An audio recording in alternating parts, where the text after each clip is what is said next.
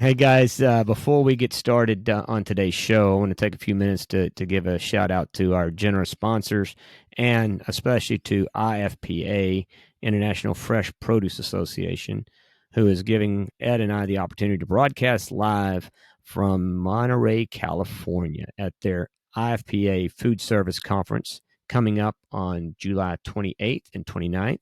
Ed and I'll be there broadcasting from 10:30 a.m. till 5:30 p.m. on the 29th. And this would not be possible without the support from IFCO, the world's leading supplier of reusable packaging containers, also better known for those of us in the biz as RPCs, and also our friends at Wholesaleware, empowering the future of fresh food supply chain leaders. As well as Full Tilt, a full-service marketing firm rooted and respected throughout the fresh foods industry. And last but not least, Sun-Fed Perfect Produce, a premier purveyor of fresh fruits and vegetables, delivering perfect produce to your table through innovation and determination. On with the show, baby.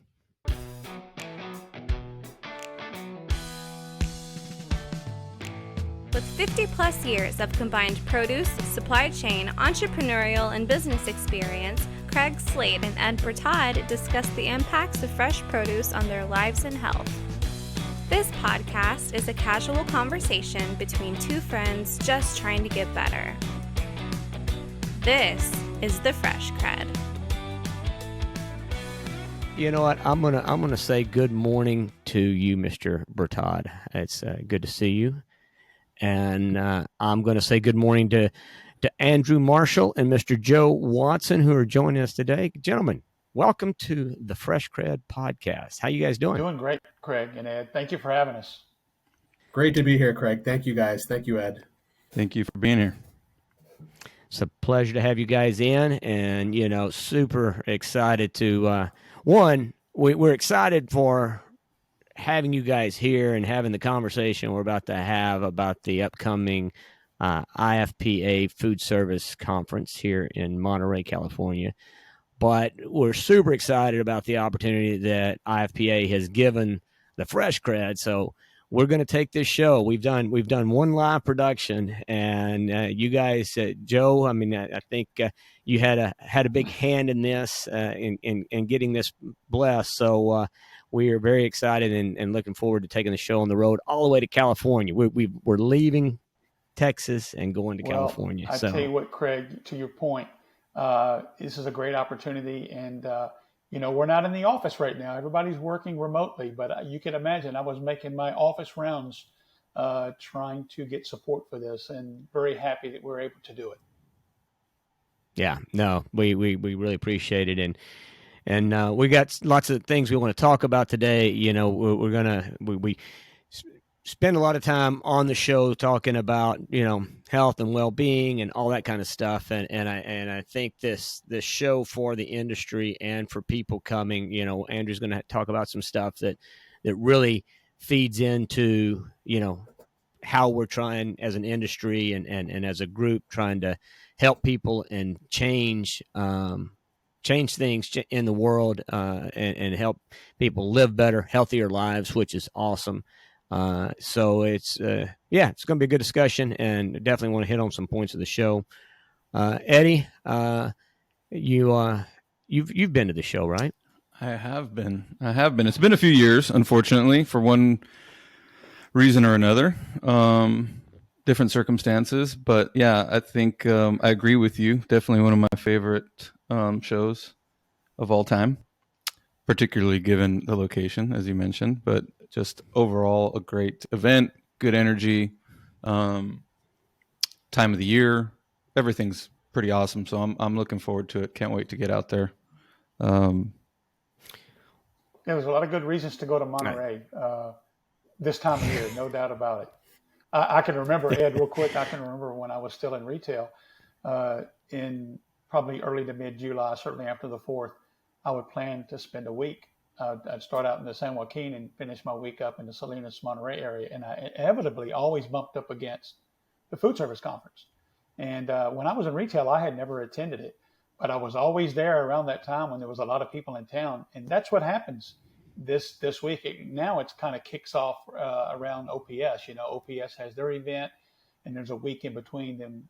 We come in with our event, and there's just a lot of people in that area over a 2 or even 3 week period this time of year. So it's very exciting. Yeah, and I'm not to make it too much about me, Craig. So before you stop me, we wouldn't want to do that. I do have kind of an added wrinkle to my story is that I grew up in Gilroy. So been living in Texas for 20 plus years. My family's all from Texas. My immediate family was the only one out in California for years, so I grew up in Gilroy. I know the area very well. I have a few friends left there. So it's, a real trip down memory lane for me because I really don't get out there as often as I should. So it's pretty cool. Yep. Garlic capital right there in Gilroy, right? Yeah, and the Garlic Festival would actually be That's right. at the same time typically. I hear that they canceled it. I'm not sure if it's a long-term thing or temporarily or what. Yeah, I heard that. So yeah, the garlic so that was always they think that it concluded on Sunday always, on Saturday, whatever the day was. It used to conclude Saturday. So when this conference would end, you would try and drive back to San Jose to catch your flight, and you always got stuck in stinking traffic going to Gilroy trying to get back to the airport. So that's what I remember about the Garlic Festival. That always seemed to be coincide right with it. But so Joe, this is for me. This is the OG of regional shows. I mean, really. I mean, this thing. How many years has what was PMA Foodservice Conference, which now IFPA? What? How many years? This will be 41. 41 years, and if you take out 2020, obviously we were not able to do it. It would be 42. So yeah, last year was our 40th. It's pretty amazing, isn't it? So I had 41st year. I was banking 25-ish, but 41 years. It's amazing, and it's been said that it'll never leave Monterey. So we'll see. But it's in Monterey. That's where we are, and we want to own this week, no doubt about it. I bet the Chamber of Commerce is counting on it after 41 years. It's probably that's in the budget every year. Absolutely. Yeah, it's amazing. It just speaks to the importance of this event, the legacy of it, and why it's so valuable for this sector of the industry, especially a sector that's been so devastated through the pandemic and now trying to recover. There's so much work to be done. There's so much recovery left, but and we'll get into it in a minute. But when you look at the support we're having this year, it's very very happy and very pleased that people are coming out to the event and dedicating their time and their resources to do so. So Andrew, I know that you were part of the United group when the merger took place. Have you been to this show before? I have. I've been to the Foodservice Conference one time previously. Okay. Craig, you remember we did the Tour de Fresh a long time ago. Oh, that's right. Years. I came in to kind of celebrate those riders who are riding into Monterey, and then did the Foodservice Conference after that's that. Correct. So that was a great time. Yeah, no, I mean it's again, it is the OG of the small kind of fixed booth space. I've been going since my days at Chiquita, that's another lifetime ago when I was peddling bananas. Joe, when you and I first got to know each other, yes, I was hustling bananas, and you were just hustling. Craig, I thought you said produce. I thought you said you attended the first one. Right? Thanks, Ed. Thanks, buddy. I've definitely earned this gray hair. Just I don't have the years to account for it. Just the stress. Absolutely. And besides, you know what? I don't. My wife won't let me dye my hair like you. Oh, yikes! All right, enough about me. Enough about you. No. Let's continue. So, anyway, so Joe, so you've got 41 years. What's the numbers? What have they been? What are you looking at this year? How I'm assuming it's growing. I mean, I know with the pandemic, maybe it's been a challenge, but I'm curious, how does it look Well, for it's this year? looking very good. In fact, we're going to have a record buyer attendance. In fact, we have record buyer attendance in terms of registration now. Um, Okay. and overall attendance could get close to what our record attendance has been in the past. I know publicly we've put out 800 buyers, and we'll be north of that. Uh-huh. And if we looked at the overall attendance right now, it's about 1-to-1. So you can do quick math and figure out what our attendance is, at least registered right now. We always pick up some more attendance on site, so we'll see how that measures up in terms of what the total is going to be. But real quick, so last year, we came back. It was a truncated event. It was a day and a half. Yep. We had about half of what our typical attendance would be, but we were very pleased with that. And there was a lot of great feedback. People were so excited to get back together. And certainly we came back after the event realizing that we could maybe not get back to a full schedule that we would have had up to 2019, but build back a little bit more into the schedule. And so we took that opportunity to think about how could we create those opportunities for more networking and more from a standpoint of education that really would resonate with the audience that would want to attend. And so when you think about the general sessions that we have and the Monterey Bay Live session we're going to have, I think that's going to answer that need there. So very excited about how the schedule is coming together this year. And so, I'm sorry, what was that? So you said there's something new there that you're introducing? What So is the that? Monterey Bay Live general session that's going to be held on the morning before the expo, where we've got four guests. We got a host, Lisa Sabraco. She's a author and award-winning speaker.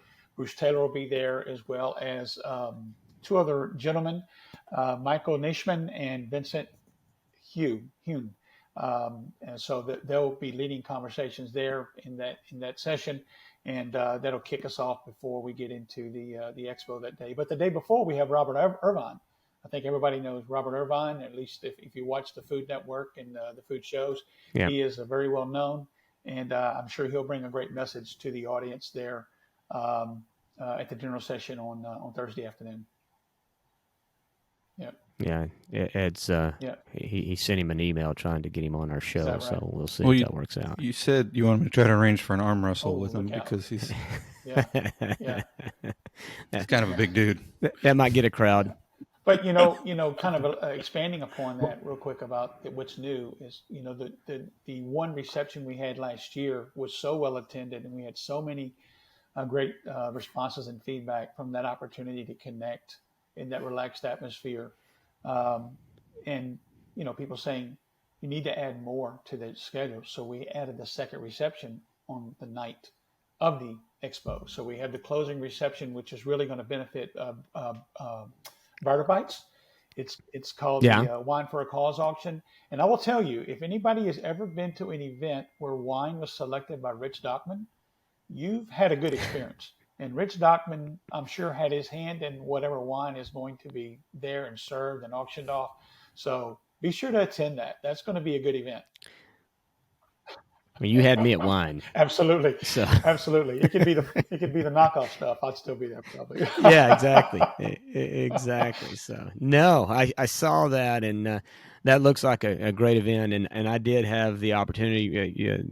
PMA. I'm trying to even think what we had a dinner a couple of years back. I guess it had to be anyway. You mean at Fresh Summit in the past? Rich. The leadership dinner? Yeah, I think it was a pre-dinner. It was a dinner before Fresh Summit, and Rich, and I want to say Bruce Taylor. Ken, oh my gosh, I'm losing Ken. What's Ken's last name? I can't think of his name now. There's four of them that was involved in picking that. Oh, from Ken Shoemaker, right? Shoemaker, that's correct. Yeah. And one other person, I can't remember who it was. And they got up on stage and we're talking about the wine. You were at that dinner too. Yeah. I was there, so that I did have the chance to invite in some of that, and like I say, my palate's not that wide, so it was all good. It was good, absolutely. It was a good night for wine, no doubt about it. So. Well, Andrew, as much as I could probably talk wine for another hour, I think you've got something that's, I believe this is also new for IFPA and for the conference. Is that correct? Yeah, Craig, thank you for having me on and as part of this. And, as one of the new things that we're doing at the Foodservice Conference this year, Joe talked a lot about that record buyer attendance. But one of the new buyer groups that we're going to be having come out this year is the K-12 School Foodservice buyers. These are food service directors, senior administrators, chefs, menu planners from some of the nation's largest school districts. And so we're planning to have around over 80 or so K-12 school nutrition buyers at the show this year. A little more than half of which are going to be from those major city folks from different parts of the country. So, when you think about what are some of the larger cities across the country, Houston, Austin, Portland, Seattle, Oklahoma City, just outside Washington, D.C., Atlanta. So all folks from all those major city districts are going to be coming out to us. And, it's a new buyer group, but an important buyer group, we think. These are the folks that are, planning menus and serving upwards of tens of thousands, if not hundreds of thousands of kids every single day. And I think people are always surprised by those numbers when they hear about, how many kids K-12 schools are feeding on a daily basis. But that's the reality of what it is. I mean, nationally, schools that do the National School Lunch Program pre-pandemic, and the numbers haven't changed too far, but 31 million kids are having school lunch every single day. 31 million every day. That's a crazy number. I mean, when I started working on this, and as I became kind of the in-house contact for this segment with the association, just seeing that 31 million number for nationally, but then diving even deeper into what let's just say Minneapolis public schools serves 50,000 kids lunch every day, and that's just lunch. I mean, a lot of these schools are now doing breakfast, lunch, afternoon supper snack programs sometimes. post. Yeah, that's right. At a lot of these schools, especially the bigger ones, the big cities have what's called the USDA Fresh Fruit and Vegetable Program. And again, that's a program that's just for our industry, right? So what does that mean? So how does that program work? What does that look like? Are you talking about that snack program? USDA program, yeah. Yeah. So the program that I was just mentioning is the USDA Fresh Fruit and Vegetable Program. That is an in-class fresh fruit or vegetable snack that children in elementary school receive 3, sometimes 4 days a week. And it's just really an exposure and educational program just around fresh fruits and vegetables. And the schools have a little bit more budget for that program, so they can bring in some interesting products, more than just apple, orange, banana. But it's a good one, and it's an exciting one, and schools that don't have that program want it. So we're looking to see what we can do to actually expand that program into the future too. Yeah, Andrew, if you don't mind me adding, Craig and Ed, please. It's actually what Andrew was just speaking about, the Fresh Fruit and Vegetable Program. It was in one of the recommendations that IFPA just presented to the White House to expand that program to elementary schools and the new, in upcoming health and nutrition policies that they're working on and so forth. So along with 7 other recommendations that they've made, if you haven't had a chance to see that document, I'd encourage you and anyone to take a look at that. It was put out this week, what the recommendations were. And it's very, very aspirational, and it's going to take a lot of work, but it feeds directly into what Andrew was just talking about. How do we get more fruits and vegetables into the schools? And these programs like this will help do that. And we all know if we can get more fruits and vegetables into the young people, then that's a habit that carries them on into their adult life. And so we're very, very, very, pushing on getting support from this current administration and certainly as we go forward to do that.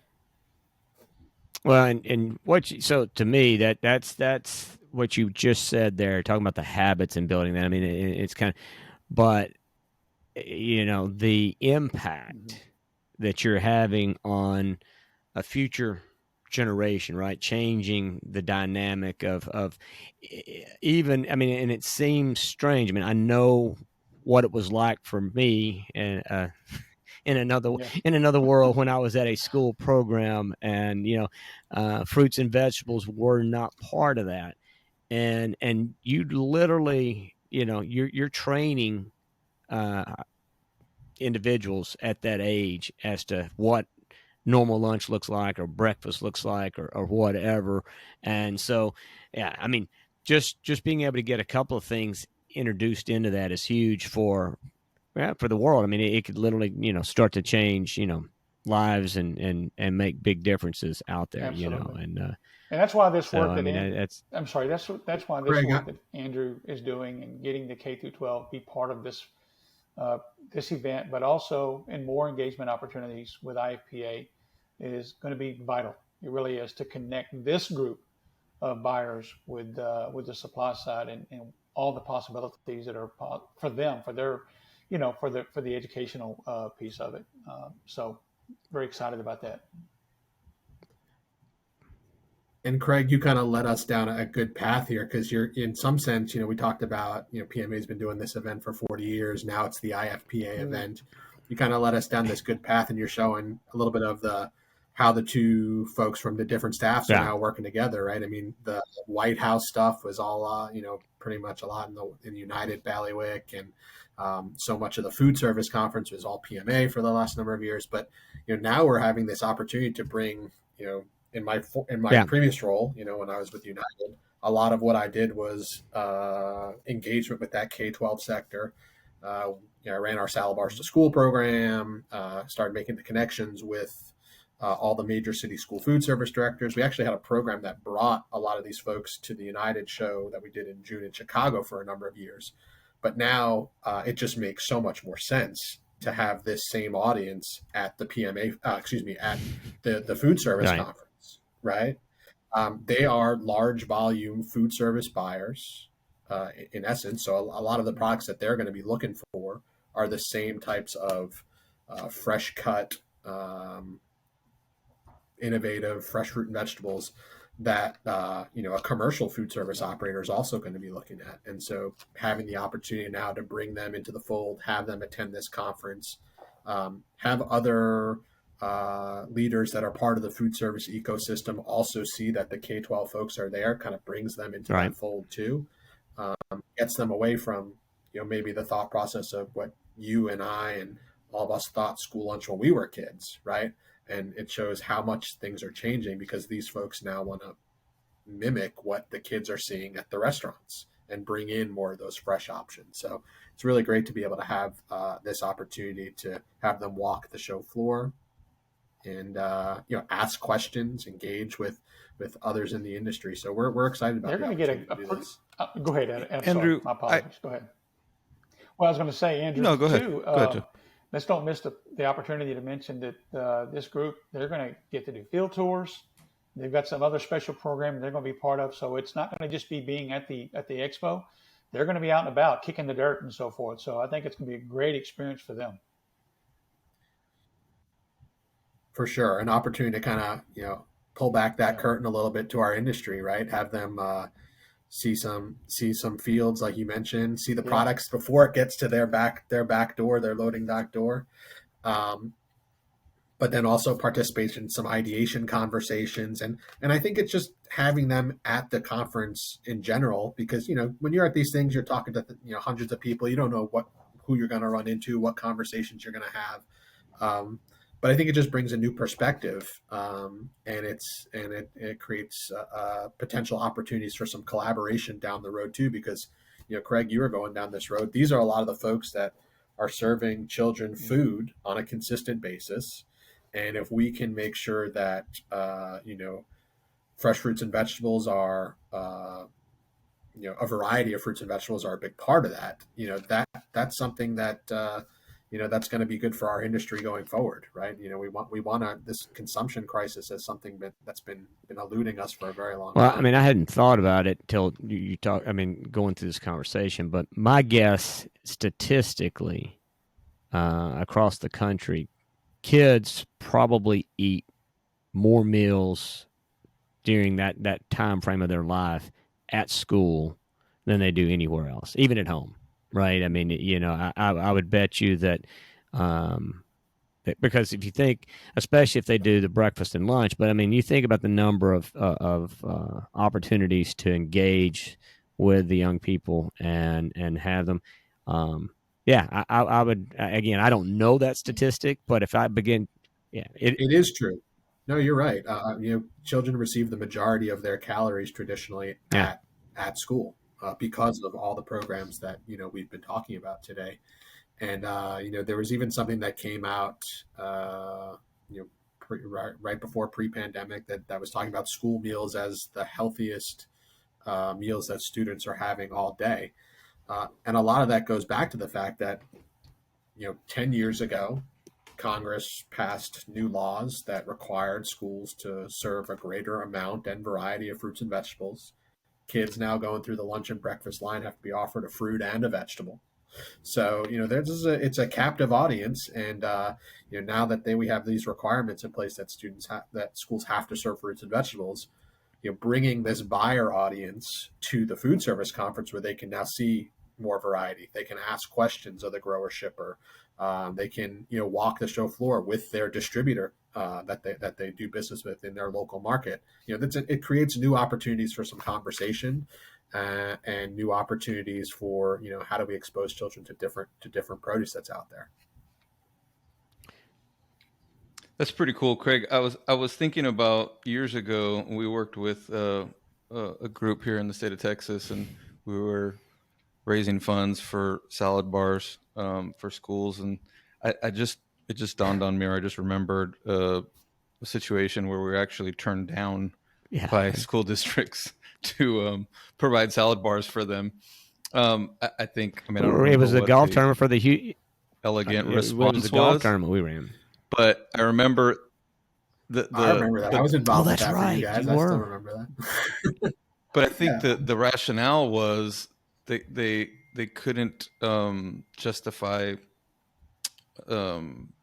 stocking it, right? I mean, or they wouldn't be able to sustain somehow. So hopefully we've come a long way from there. Yeah, the beauty of that program was that, like anything, right? If you're gonna start a new program, if you're gonna start a new initiative, where do you start? You got to start with the early adopters. You got to start with the leaders. Those are the ones that are going to pull through everybody else, right? And so when we did the salad bar program and we launched it, and we obviously learned, a lot throughout that process too.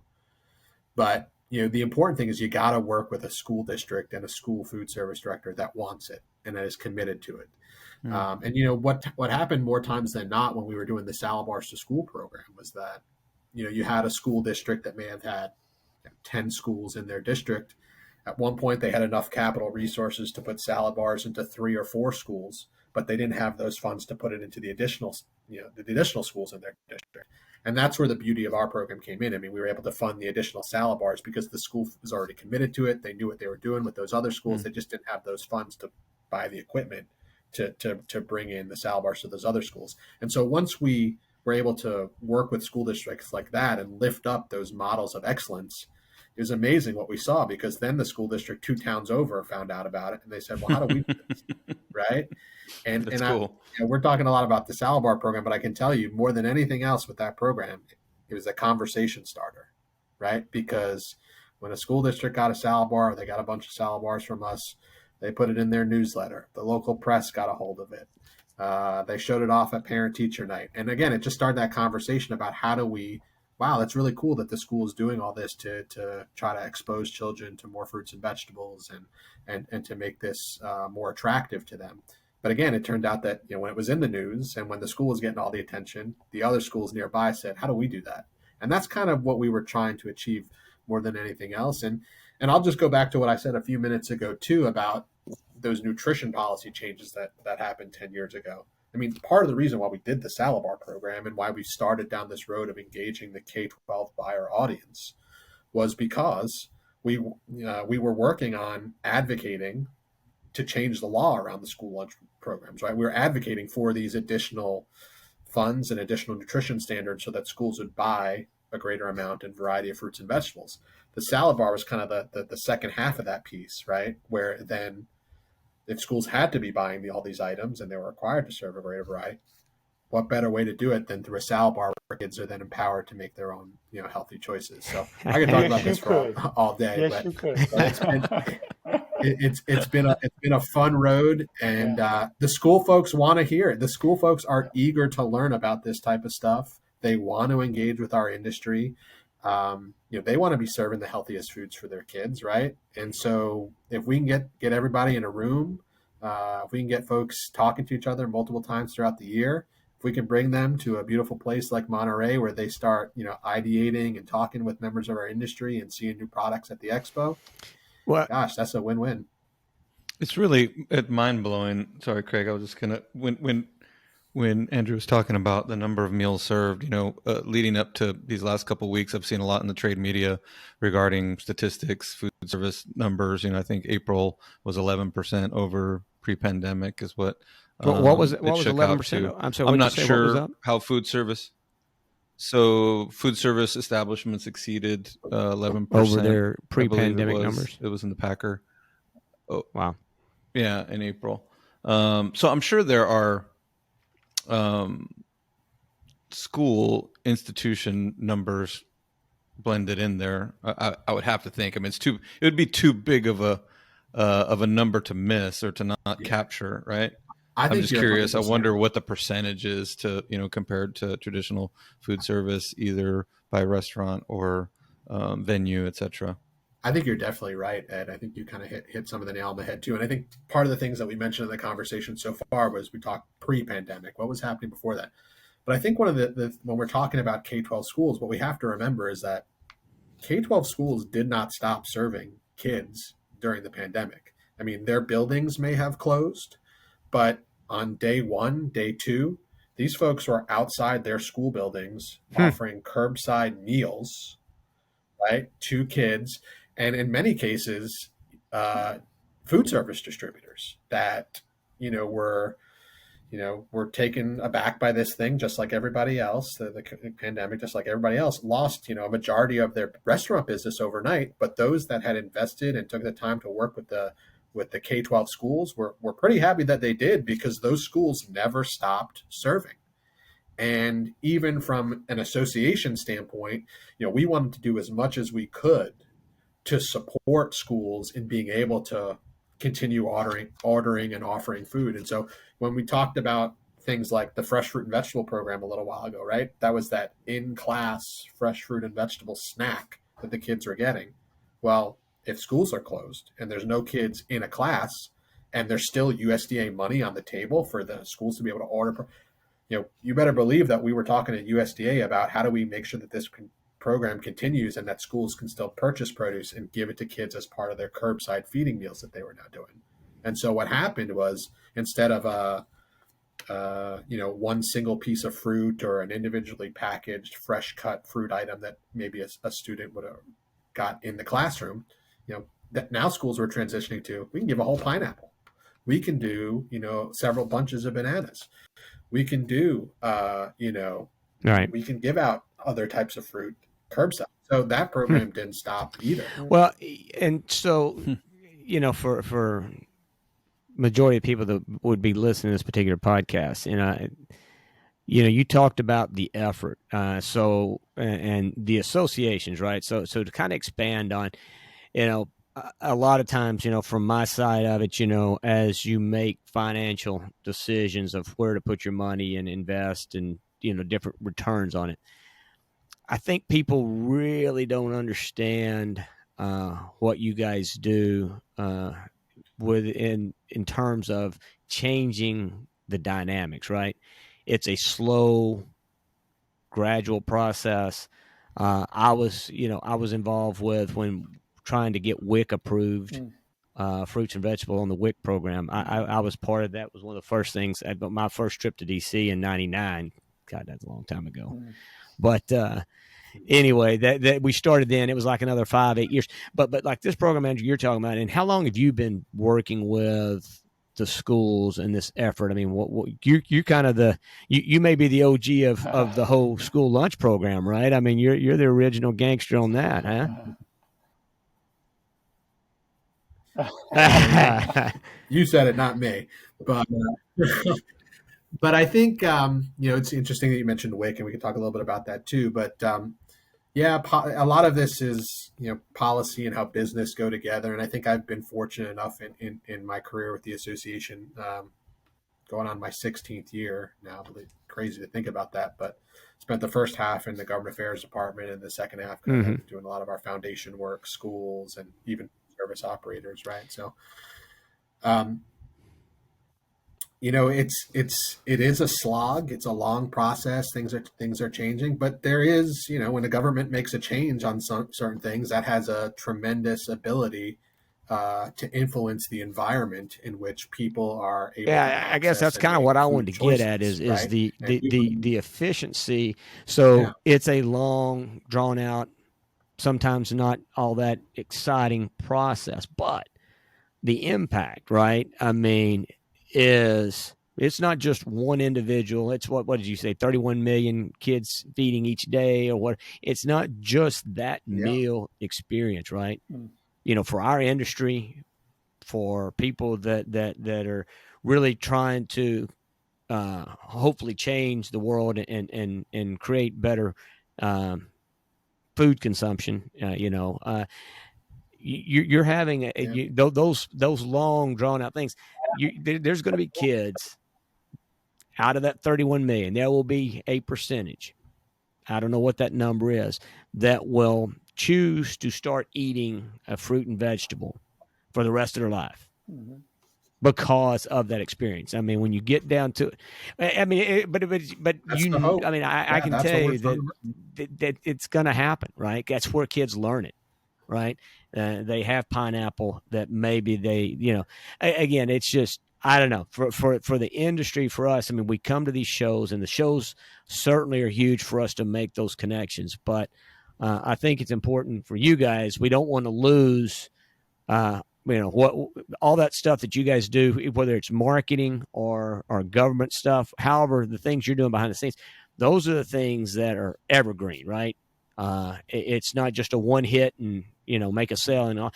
What you're doing behind the scenes, and what we're putting on when we invest money into IFPA, we're investing in much bigger than just the show component when you start to break it down. So I don't know. Again, I try and, to me, Andrew, you've got probably one of the better jobs there, given the fact that you're not just helping improve the sales of produce, right? You're not just helping the industry grow and get better exposure, but you're literally changing lives. 31 million a day you're touching, buddy.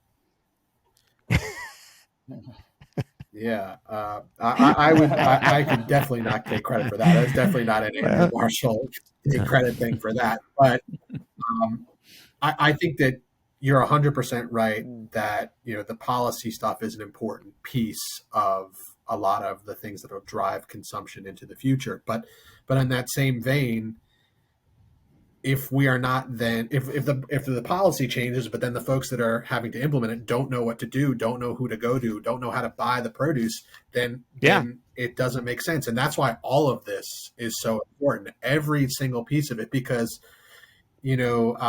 again, the policy changes at schools, and the school food service directors are purchasing a greater amount and variety of produce. Their kids are then exposed to new items. Then maybe they're nagging their parents to say, hey, I tried pineapple, or I tried this special apple, or I tried this pear at school today. And then the parent is going to then buy it at the grocery store, right? So it's all part of this circular ecosystem about how do we drive consumption.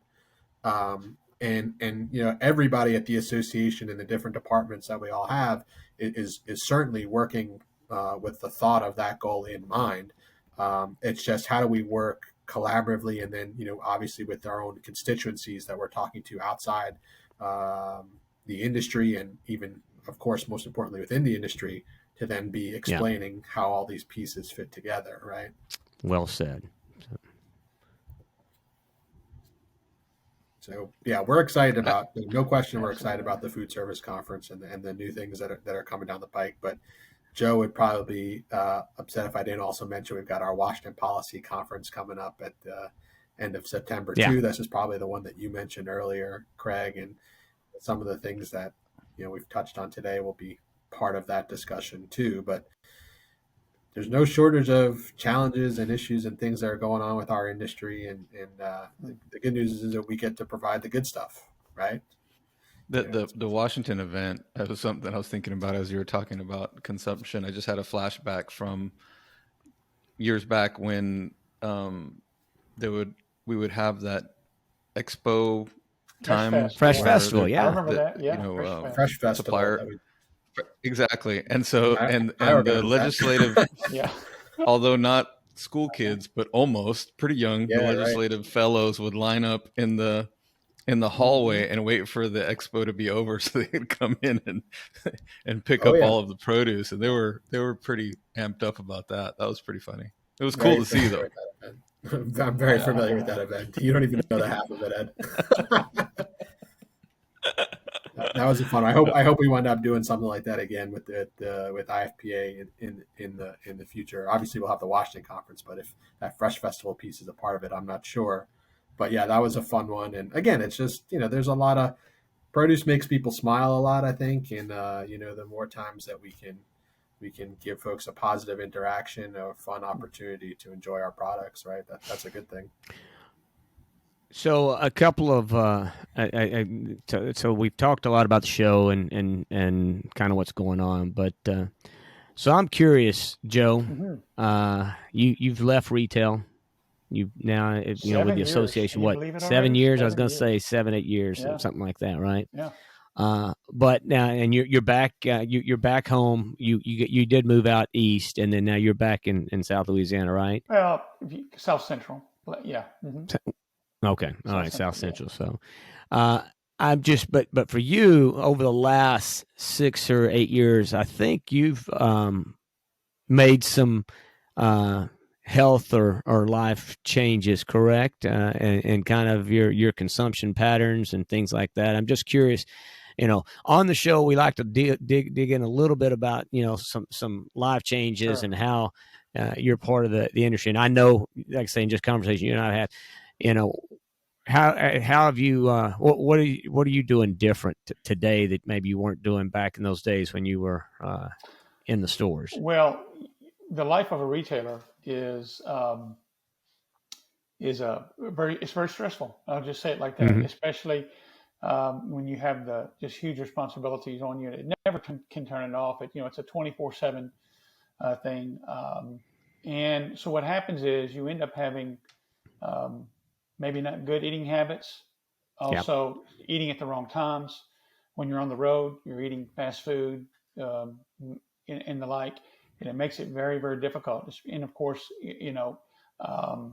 there's other adult beverages that come into that maybe drinking a little bit too much sometimes because you're trying to just get over the day, so to speak. But I can tell you, leaving retail afforded me the opportunity to have a better work-life balance and to be more determined about my diet. And look, I want to go back. We always, in our household, ate a lot of fresh produce. But my wife is a good Cajun cook. Let me tell you, I did not want for anything when it came to eating at our house. My wife can cook up a storm, and I had the size to prove it. At one time, I weighed north of 260 pounds, and I'm today about 205, 210, depending, somewhere in that area. But it all has to do with, for me, a better work-life balance. I could eat more. First of all, I'm eating less. I'm certainly not eating as much protein as I did at one time, and I never was a big red meat eater anyway. And I can tell you, Craig, growing up in East Texas, my dad grew two 2 gardens a year, one in the spring, one in the fall, and we always had either, if it wasn't fresh, we had them in the freezer. And my mom Yeah. was always cooking, the stuff that we grew. So we always had it. So eating fresh produce is not foreign to me. But going through those years in retail, and that's not to say it's a bad lifestyle. It's a great lifestyle in terms of just the opportunities you have. But there's a lot of bad habits that come along with it because of the things you're enduring. That's just all there is to it. So what I would say to answer your question, yes, the past 7 years, it's afforded me the opportunity to have a better work-life balance, which is translated into a better diet. I'll just say it like that. And the result is I'm in a better place for that. So very excited about that. Yeah. Yeah, and I mean that's kind of the thing is like these journeys several of us have been on. In this business, you talk about the 24/7. I mean, the industry that we're in, it is you're never really off. In fact, as we hire people, young people, you want to hire them, but you have to be upfront. So look. This is a business that it can be all consuming, and it's tough, right? It's tough to maintain good eating and health practices and things like that. But we're in this industry. That's always the thing to me is we're in the middle of it, right? We're talking to kids, for crying out loud. Go eat more fruits and vegetables, right? Well. It starts with us, right? It's always what I keep saying. It starts with us, and they're more likely to buy into our story if we're actually living the story, right? And we're proving the example. And I appreciate you sharing that. I mean, I know that, like I say, for you, and like I say, known you for so many years, you're definitely a much. You can feel the relaxedness. I mean, you're still full of energy, always ready to go, but you can definitely sense I guess you've got more of a glow about you, Joe. You glow more now. I haven't been told that, but okay. I'll take there you go. So I couldn't think of a good, but no, for sure. But eating makes a difference, right? Absolutely. I mean, that's the message, like this, and restaurants, kind of trying to tie us together. Yeah. I mean, the ability to, impact and change what's being served at the restaurant, right? Maybe reducing that protein portion, and have other things on the menu that become a bigger part of the plate. People discover stuff, as everybody knows, at the restaurants, right? I can tell you, I had not ever eaten a Brussels sprout. And I was at IFPA, so it's been 15 years ago, 16 years ago. Guy named Patrick Bain lived in Chicago, worked for me, and he took me to this restaurant, and they did these roasted Brussels sprouts. My family, in fact, restricts how many times I can serve Brussels sprouts in a week, because I literally, and I can remember, but that. The reason. But the reality of it is that's a true story that impacted me, and I am an avid consumer of Brussels sprouts from that one experience. So I mean, in this show and what we're doing, I mean, again, talking about what Andrew does with the kids, and then in this show, if we can introduce these new recipes and new ideas, all this stuff feeds into it to where we're literally have the ability to have more people eating more of what we do, more of what we grow. There are even regional dynamics where I would say, regardless of eating habits, I mean, I think about artichoke, right? So I grew up in California, but since I've lived back in Texas over 20 years, anytime that we've had artichokes at home and had guests, almost inevitably the response has been that they'd never had artichokes before. And that's, artichokes is not that exotic of an item. I mean, artichokes, obviously, right? But I think that's interesting too, right? So there's some regional dynamics that play into consumption and trends as well. Absolutely. That we obviously have to try to break down. For sure.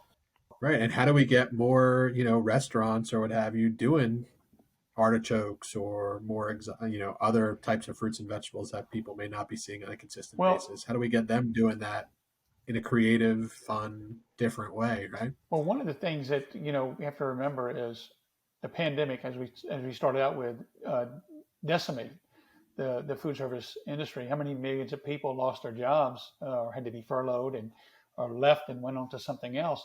And now the restaurants are trying to recover, not just restaurants, but business and industry, hospitality, all the sectors are trying to recover.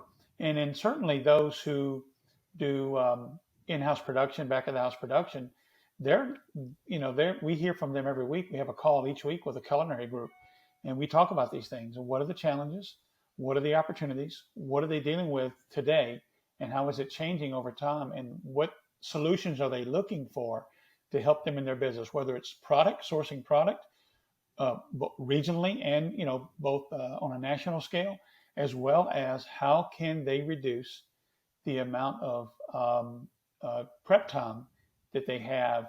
So they're looking for those solutions from a processing standpoint because they just don't have the labor, or they don't have the head count that they had at one time, or it's costing them more. And we all know labor is costing more now. So they're looking to try to offset that with efficiencies in production, so to speak. So I fully expect to see a lot of activity at the expo around buyers looking for those types of solutions. That's just one of the things I'm expecting to see. For sure. And when we talk about labor too, obviously we were talking about on the operator side, right? The restaurant operator side, the chef side, those types of buyers. But obviously big problem too on the food service distributor side.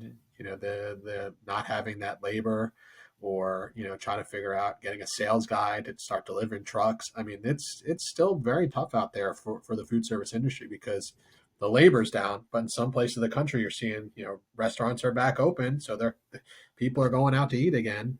But when the supply side of it is still hurting for labor, that's a challenge. And I'll put in a plug here too for other work that the association does, because obviously labor is affecting multiple segments of folks within the industry. But a big portion of what the association also does is how do we attract the next generation of talent to this industry, and how do we get folks aware of what jobs exist within the produce industry. And so there's folks on the IFPA team that are engaging college students, college and university students, but also high school students,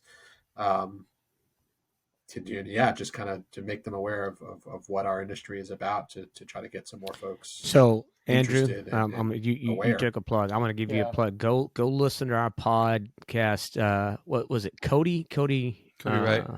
Cody Wright. Yeah. So she wrote a book with a professor on launchers. So she's at Texas A&M. But honestly, you guys, I think her and what she's trying to do, because it's all about college kids and trying to launch their careers. Take a listen to that and maybe reach out to Cody, because I think that some kind of a connection like that and what she's trying to do for young people who are, I've introduced one young man to the produce business there in Dallas, coming out of Texas A&M. So he's there with Brothers Produce there in Dallas now. And I've got a couple other that I'm possibly going to recruit into the business. And we've hired some great young men out of the University of Arizona there in Southern Arizona. I mean, these two young guys are just phenomenal that have come in. So there's a lot of really good talent. We just have to, like I say, we need to figure out how do we tap into it and how do we get that out there, because it's crazy, but a lot of people just don't know about it and what we're doing. So. No, and Craig, you made me think of my daughter, my oldest daughter, real quick, if I got a moment to share her story. One of the things I think we all can probably relate to in some respect is what we see today in the workforce, especially younger folks. It's the willingness to put in the time to grow their career, maybe start at a lower level and work their way up. And I'm certainly not putting everyone in the same pot, but there seems to be at least a sentiment out there that young folks, they want the glory and the pay now, instead of putting in the time. And I use my daughter as an example. She decided to make the restaurant industry her career right after college. She went to school, decided she didn't want to do what she went to school for, and she was already working in a restaurant, but she was getting an opportunity to move up a little bit. And I remember telling her, I said, restaurant business is a lot like retail. You got to be there on the weekends. You got to be there at nights. You got to be there on the holidays, mornings. You're going to have to work the bad schedules with the good schedules. But if you're willing to do that, go for it. And she never looked back. And 10 years later, she's now the assistant general manager, soon to be a general manager for one of the regional chain she works for. And so that's just one story. That it's my daughter's story. And my story is very similar to that. When I started at retail as a bagger and worked my way up to be corporate director, and there's so many people who have done the same thing. If we can get more of those stories out there to people who are trying to figure out what they want to do and realize that there's areas in this industry that has all these wonderful opportunities, you just got to put in a little extra time. Put the time in to work your way up, learn it, develop skills. It is. Get that passion for going. sure. I've got a similar story, and it's such a great group of people. I don't know what other industries are like. I mean, maybe they've got just as many great people. Mm-hmm. I don't know. But for me, man, I mean, it's crazy. But don't worry about it, Craig, because no other industry will have you. That's a fact, buddy. That's a fact. It is an industry that will let the wackies in for sure. So that's how I got in here. They don't mind a few wackies. So. But it's very much a people-focused relationship business, right? The industry conference there. You folks meet each other. No, but Andrew, it sounds corny, and it really does, because I think anybody from the outside looking in will just say, oh, people just want to go, slack off and go to a conference at a nice hotel in a beautiful place. But I can think about the folks, relationships that I've built from folks that I've ran into or met at this particular conference and others that literally have lasted 20 years or more. And it's just, and business opportunities easy. That either you don't know that you're going to have, or you can potentially accelerate later. I mean, it's, if you do the work, and go in with the right mindset and perhaps some objectives, you can really maximize these events, and this is by far one of the best. So we're definitely excited and looking forward to it. Craig, I'm almost fully packed, and I don't leave for another 4 days, just to give you an idea. So that's, for me, that's like, that's like next level. I'm usually a morning of guy. I can sense your excitement for sure, and believe me, I don't blame you. I'm looking forward to it as well. It's a great place to be, great show to attend, and Joe and Andrew, I really want to thank you guys for jumping on with us today, and we there's probably 100 different things that we didn't touch on and cover, but Craig, real quick, I know we didn't cover the full schedule, but I think, Joe, you wanted to cover some advice for attendees as far as the full schedule is concerned. Well, absolutely. Thank you so much, Ed. So it's a full 2-day event this year, as related to a day and a half event last year. I mentioned earlier the 2 networking receptions in the evening, as well as a breakfast on that Friday morning before the reception in the Monterey Bay Live. But also to the expo, just real quick on the expo. About 175 exhibits, 33 of which are first-time exhibitors. We're very excited to have. That's really great to have first-time exhibitors. That shows that there's demand for this event, and for those attendees who come year over year, they're going to see some new products and new companies out there. So that's very exciting. Again, remind everyone, please download the app. That's a great way to network, get engaged, understand what the schedule is, set your schedule. You can download it to your calendar. That way you don't miss anything. So please be sure to do that. And again, just real quick, the lay of the land, the expo is going to fall over into the De Anza and the Sierra ballrooms, first level of the conference center over into, adjacent to the Portola, the De Anza, where it is in the foyer there. So those who have been before kind of know what that layout's going to look like. So, I just wanted to get those couple of points out there regarding the schedule. And please make time to attend the receptions if you can. Certainly there's a lot of dinners planned. There's a lot of other activities, extracurricular, that will not be necessarily around the event schedule. But if you can get over there for 30 minutes, have a drink, shake a few hands, maybe make a few new connections, it'll go long. It'll go long in terms of adding value to your experience. And make sure you get upstairs. So the walkway between the Marriott and the Portola, you're going to come in right there, and there's going to be a glass box. Who's going to be there? I'm telling you, it's going to be us, baby. It's going to be me and you. They're putting us in a glass box. That's what they call this room. So we're going to be, Ed and I will be broadcasting live. Fishbowl. You're not going to have me in the blazing sun, are you? Because it's going to be like 60-something degrees. No, it's comfortable. It's going to be comfortable. It's a very nice spot.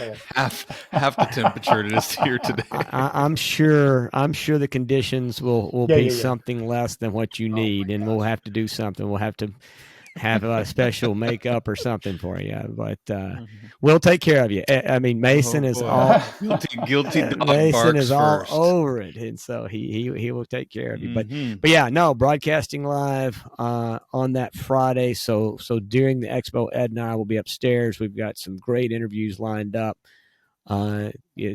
Jordan from And Now You Know, Steve Grinstead, Julie Kravanek. It's just a great list. We're going to have a blast. It's going to be a lot of fun, and really, I believe so. Yeah, I think you guys have some of the school people coming through some of the school folks as too, well. right, Craig? I think that we'll have a chance to talk with and talk about the program. But yeah, so super appreciative to you guys for sure. Our sponsors, we don't want to not thank them, because none of this is possible without somebody funding it. And so special thanks to IFPA, SunFed, and Wholesale Wear, as well as Full Tilt Marketing for sponsoring us this year. And we, like I say, IFPA giving us the chance to be there and be live and take advantage of all the folks being in town and get some really good interviews. So, guys, really appreciate it. Ed, I don't know I think that covered everything in terms of what we had planned. Anything else you got questions? I'm good. I think looking forward to next week, and thank you guys, Andrew and Joe, for being here, and we'll see you soon for sure. Thank you both. Well, Ed, take us out with our how to get to where and how to get in touch with us, because I don't know. Yep. You don't have this memorized yet? All right. Well, for sure, if you're interested in hearing any particular topics or want to send us some questions, please send us an email at thefreshcred@gmail.com. Follow us on Instagram at thefreshcred and Cred Fresh on Twitter. So I almost forgot there. And on YouTube at The Fresh CrEd. Excellent. Thanks, everybody. Look forward to seeing you all in California next week. Mason, I think that brings us to the end of this. So thanks, you guys. Be safe out there, and travel safe as well. See you next week.